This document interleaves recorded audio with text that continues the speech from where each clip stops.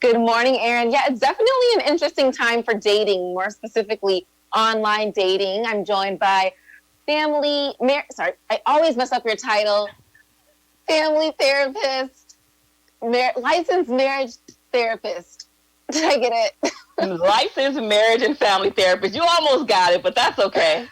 Welcome, Keandra Jackson, to our show. How are you? I'm doing wonderful. How are you this morning? I'm doing good. So, online dating, I mean, that's pretty much the new option for establishing relationships. In fact, when you open up the app Tinder, there's an alert that says social distancing doesn't mean disconnecting. Ooh, I love that. I love that. And that's a valid point because I think people still should be using the apps right now. This is a wonderful time to build an emotional connection with people and to see if you're going to continue to maintain a relationship with them. And so I think getting on the apps, staying on the apps is really important. And we all should be doing that if you're single. So what's the best way to go about maintaining those relationships online? I mean, you can talk, but how can people progress things to the next level?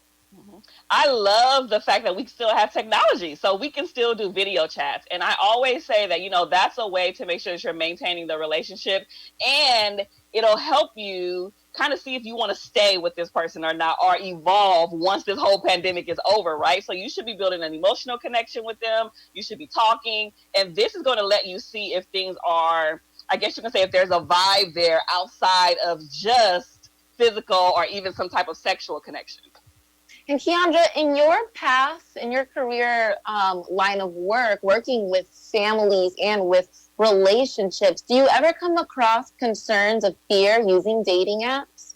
Oh, yeah. I always talk about the safety of dating apps because that's a real thing, too, right? We have to be aware that we're making sure we're doing all of the things that we need to do to make sure we're keeping ourselves safe and not just popping up and showing up with people, making sure you're telling people where you're going, not allowing people to come to your house.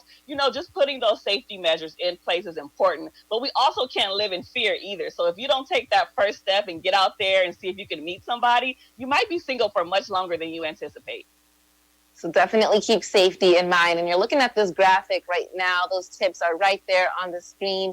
Keandra, any other words of encouragement for people who are struggling right now when it comes to dating? Yeah, I would tell them to just take it easy.